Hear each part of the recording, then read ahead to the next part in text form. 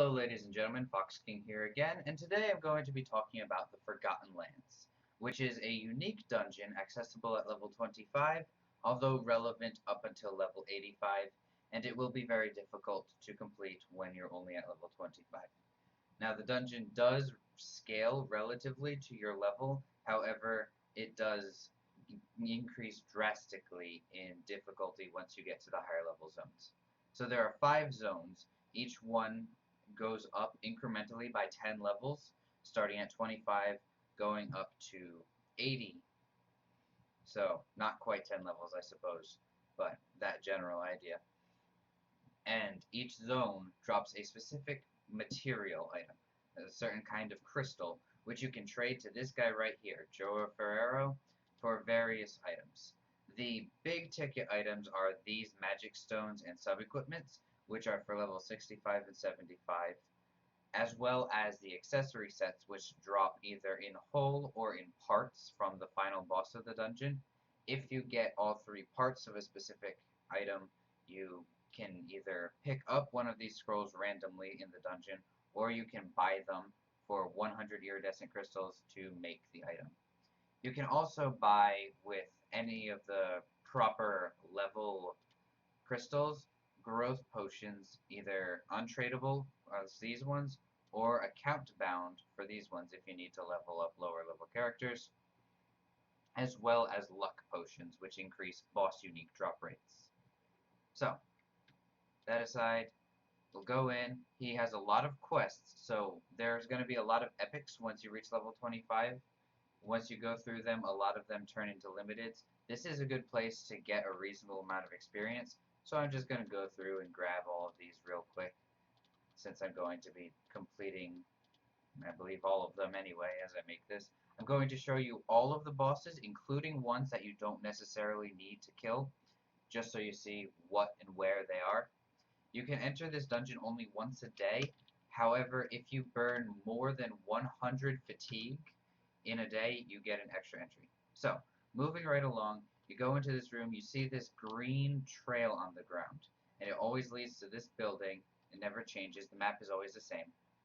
And you just follow it along, and it'll show you the first person who will take you to the very first boss. It's a very quick, short trip. You'll notice that I'm not fighting enemies. You don't have to kill enemies to move on in this zone, with the only exception being the Chaser. The Chaser only appears at night, and he locks the room. Normally you want to avoid him because he takes a very long time to kill. Oftentimes you'll find that even if you can survive the fight, you'll end up just running out of time and won't be able to kill him. So I strongly encourage you to avoid him unless you know that you can kill him. He also has a strong bleed, which can hurt you really badly.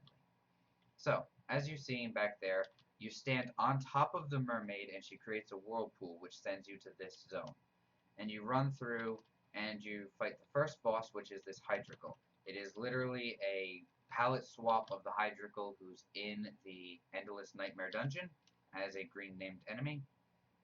Very weak. And as you see here, you can even leave the room in boss battles. If you realize that you went into a zone that was too high level for you and you couldn't handle the boss, you can leave. Again, the only thing you have to fight is the Chaser. And there is an item that can appear in treasure chests, which is called the Indulgence. It makes the Chaser go away for one night. Now, if you use an Indulgence or kill him, he will always return in the next night, but getting him off of you for even one night is a very, very big deal. And as you see that notification that just appeared on screen, that tells me that night is fallen. Also, this timer up here, there's a total time of a half hour. This is a half-hour long dungeon, and every 2 minutes it switches to night and day. So I do this, I get another 2 keys. The keys are used to open up the treasure chests here, and there are also golden treasure chests. The golden ones take 5 keys, the silver ones take 1. And here is the Chaser. Unfortunately, I do not have an indulgence, so I am forced to stay in the room and fight him. But, like I said, there is a good chance that I will not actually kill him. I will try, but I might not do it because he scales to your level, so he's always relatively difficult. He always has 26 life bars, regardless of how much maximum HP that may be.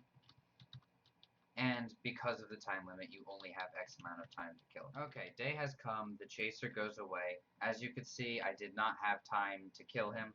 I stopped bothering after a certain point because I realized that it just wasn't going to happen, and now we move along. Note that if you go directly to the place with the mermaid, you're going to have to fight the chaser almost every time. Okay, now, you see these two guys here.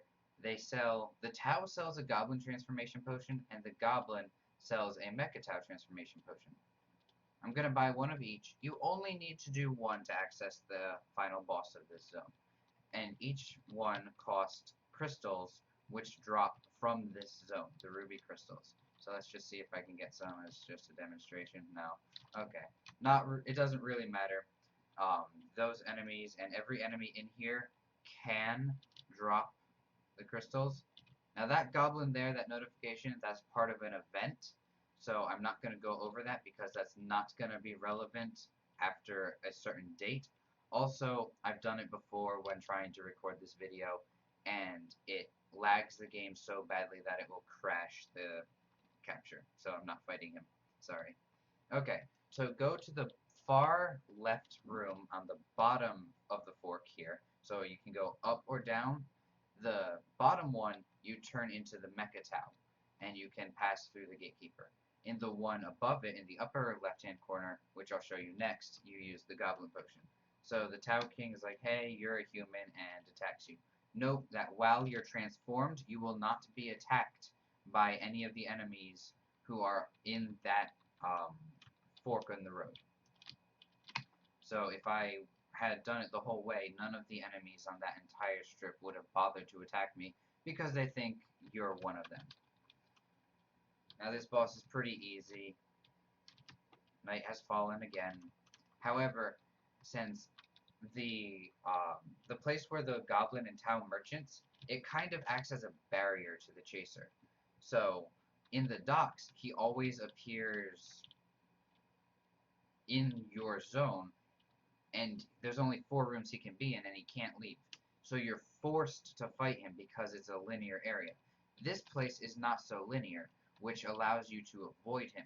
And he appears as this red exclamation point on the map, but he's got a lot of room to maneuver around, as do you, so you can choose your path so that you don't have to fight him. Alright, and then up here is where you use the Goblin Transformation Potion. Boom. And then this guy lets you in. Now, I'm kind of concerned because I see the chaser standing right there, so this guy needs to move. Okay. Got in. I was actually afraid that the chaser might end up in the room with me, but he didn't, so that's good. And now we fight the lightning goblin. I prefer the Tau because this guy's lightning can become unpredictable and annoying to deal with. He's not strong. Like, neither of these bosses are strong. This is what is considered the level 35 zone. But, as I said before, the enemies scale with your level, so they can still do a reasonable amount of damage. They're just not particularly gimmicky. They're not overly tanky. You can get through them without any real trouble. So we kill him. And just to show you how the treasure chests work, you stand on top of it and you press your X button and it will open up and it will give you some stuff. Some of them are consumables that fix your weapon. Some of them are healing items, either for HP or MP. You'll get crystals, invitation packs, all sorts of stuff. I'm not going to bother going over everything because there's a lot of things that can drop from them. And we move through here. We're now done with this zone. We come up, and now we can choose to either go right or left. I'll go right first, and this is the Icy Mountain Zone, White Snowflake Mountain. And I'm just going to go mostly to the boss without going into many of the side rooms. However, I'm going to show you this. This block right here, only destroyable with fire damage. Not really anything interesting behind it, but if you ever need to get behind there for whatever reason, either you just want to clear out the map altogether, fight all the green named enemies and get treasure chests as you can do that. That's just how to do it. Again, it's not relevant to getting to the boss. So the main boss of this zone is in the upper left-hand corner. So you just follow through here. And this is the boss, the Mountain Sasquatch. Interesting note about this guy, he is the only boss that appears in the overworld. So this big map, he's the only one who doesn't have his own special zone. Now my weapon is breaking, so I have these Forgotten Lands repair coupons, and that fixes it. Very convenient.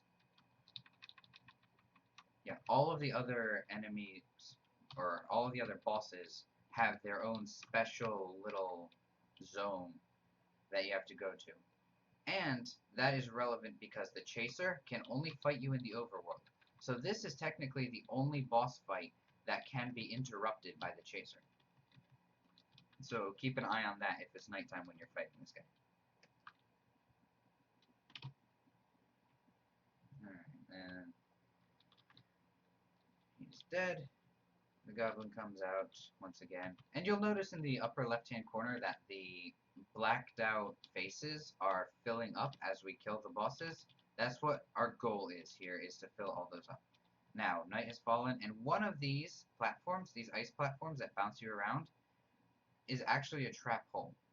Now, it's the one that's darkened. Unfortunately, since it's nighttime, we can't really tell which one it is. In the daytime, you can. And we fight this boss. He is a side boss. He's the only enemy here who has a life bar, or a boss life bar, I should say, but does not have his face up in the corner where it says for the Watcher's Tower status. And the Watcher's Tower is where we'll fight the final boss. We can go there automatically once we beat all of 5 of the bosses up there. It doesn't matter where on the map you are. Now, for the Tau and the Goblin, it does not matter which one you kill. You can do one or the other. You do not have to do both. So, keep that in mind. I just did both to show you each fight. Also note that this is kind of a difficult boss. He's very annoying. He can freeze you from just about anywhere in the room. And honestly, I don't like fighting him because he has so much CC that he's very dangerous to fight. You'll see that I am next to dead. Oops. So I'm gonna... Wow, while trying to heal, I died because I came through the door on top of a icicle on the map, which is something that I should point out, is that in that room there are icicles, which if you touch them, you'll take damage, which just makes it even more dangerous. It's already an annoying fight, that just makes it more so. Yeah, looks bad. Here, I'll show you how to clear the Forgotten Lands. Ends up dying. But hey, it shows that some of the stuff really should be taken kind of seriously. Again, as you can see, I'm level 74. My gear is average. Yes, I have a plus 12 weapon, but ultimately that's the only really good piece of gear I have, and even then it's not great. Alright, this place is interesting because in order to access the boss, you need a code to the door. And the code is in one of these 3 open buildings that you find throughout the zone. It's a 9x9 zone, with the middle room always being where the boss is, so it doesn't take long to find the right code. Just move around. Again, you can ignore most of the enemies. And each building has a green named enemy in it. It's not this one either. You don't have to fight them. There are quests to fight them, but other than that, you don't have to. And this code on the wall right here, the 917, that tells you what code you need to input to open the door to the boss. So we'll go over there and we'll fight him. Now, the boss we're about to fight, his name is Dr. Morio. He is often considered one of the harder bosses, as in like the hardest boss for some classes to deal with in this entire dungeon. So what you may want to do, I'm not going to do this, but you may want to get your fever time up. So you see this bar here where it says kill? Once that is all the way up, you will enter something called Fever Time, which majorly increases your attack speed and your movement speed, as well as drastically reducing your cooldowns, which pretty much makes any boss a free fight. But we'll come in here, we'll fight him. This boss you do need to be careful for. That poison that he throws right there, standing in that can really hurt you. You see, I get poisoned, and it can stack, so don't spend very much time in there. If you absolutely have to, have some status healing items on you or something. He also does this thing where he can throw, well, he can throw those bottles. If you stand on those platforms, or the green globs for too long, you'll turn into a zombie, which will make it so that he can't hit you, but it will be as if you're not in the room, or as if you're dead, which makes his health regen at an alarming rate, which makes this fight take a very long time. And fortunately he hasn't done it yet, but he can also open up his jacket to let out a green cloud, which will automatically transform you into a zombie. Now, once he's dead, you can enter this room back here and meet this guy, Dr. Herbert. He completes a quest, once you have that right quest, but the relevant thing about him is he has a shop. You can buy indulgences here, which is very nice. You can buy elemental things for your weapon, and you can convert your crystals upwards. This is extremely important in getting a large amount of iridescent crystals. You take your topazes, turn them into rubies, to quartz, etc., etc. It makes collecting all of the lower grade crystals relevant. So, very important if you're looking to get the high costs of equipment and magic stones. So keep him in mind.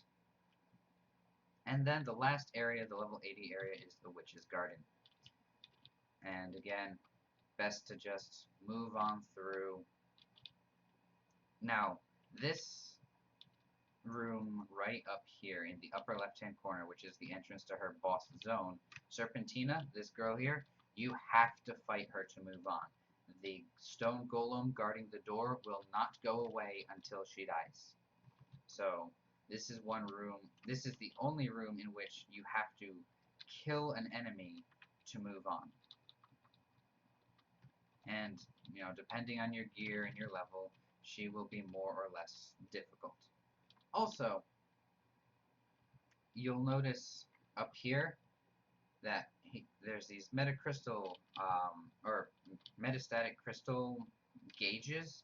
As you collect certain crystals of each type, or certain amounts, these gauges fill up, and you gain buffs from doing it.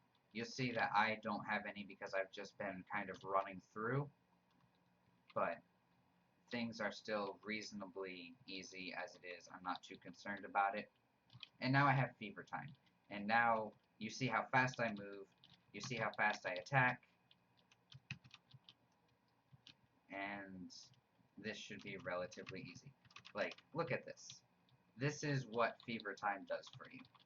It makes you essentially godlike. You can spam all of your skills with reckless abandon. As long as your mana pool can sustain it, you just go to town. Now, unfortunately, I have found that sometimes doing this actually bugs you out and does as it has just done to me, and you get stuck inside of a wall for a little while and can't really do anything. So be wary of that. Like, if you use something that's going to throw you around, like throw your character's location into places where it might not belong, you can end up stuck because of the Fever Time speed bonuses. Alright, now once you kill her, the goblin will appear one more time. Am I gonna die to these guys? No, stop it. Heal up. And this goblin here will be like, I'm not running anymore, and you kill him. And you enter the portal to the boss room. Now there's one of 3 bosses. Crap. This, in my opinion, is actually the hardest boss here. Slime Summoner Chop. he is quite difficult because he summons a whole bunch of slimes which can do all sorts of different things. They can poison you, they can hold you in place and then explode. They can have a burning aura, which does damage just by you being near them. Fortunately, he is also rather squishy, so if you've got good burst damage, you can take him down with relatively little problems. But once the slimes start stacking up, as they did the very first time I fought him, you can very quickly find yourself in a lot of trouble. And actually, I need to heal. And I'm going to put some of those down there. Because you see those burning and the poison slimes? Their damage adds up very, very quickly. There we go. So, and they also have about 3 life bars each. So while not super tanky, they can take a hit, which gives them the opportunity to stack up if you're not focusing on actually taking them out. And the blue slimes are the ones that grab you, so you can end up being pulled out of your attacks. So watch out for where they are. Alright. Yeah, he's almost dead. Oh goodness, come on. Alright, there we go. Now he's dead. And we get a Phantom Necklace piece number 3, and we can move through the portal. Now technically we're done. You'll notice I have 8 keys. Unfortunately, I didn't encounter any golden treasure chests that I noticed. Those are the ones that tend to have a little bit better stuff in it. They take 5 keys. So you can go around and spend your keys. I'm going to go back and fight the goblin. I'm not going to show that in the video for the before explained reasons. But one thing I do recommend is if you can, and you've got the time, kill these guys. The stone biases. Reason being, they have a high drop rate of the metastasis crystal pouches compared to other green named enemies, and there's 6 of them in the room, so your chances of getting them are pretty high. They can drop like 6 of them at a time. They hit insanely hard, like that just hit me for 22,000, so be careful when fighting them. God, I'm dying way too much in this video. It's probably because I'm talking too much. But if you can manage to take them down, it's a good idea. It's a good way to spend your time if you haven't already done stuff. Alright, ruby invitation crystals. Alright, but see, we got a lot of iridescent crystals from them. And also, they respawn, I believe, 1 time if you leave the whole zone. Only 4 of them will respawn, though, so you won't fight all 6 each time. But still, it's good to know. So, that's everything that I believe I'm going to show in the video. So thank you for watching. I hope you learned something. And yeah, that's everything. Leave a like if you did enjoy it. Also, for myself, I'm going to say keep an eye out for the next video, which I'm going to do on Otherverse. I say this because I've been putting off this video for too long, so as soon as I make it an obligation to you guys, I'll be sure to get on it. So yes, Otherverse is coming next, hopefully in a few days. I should have done it forever ago. I'm sorry. Thank you for watching.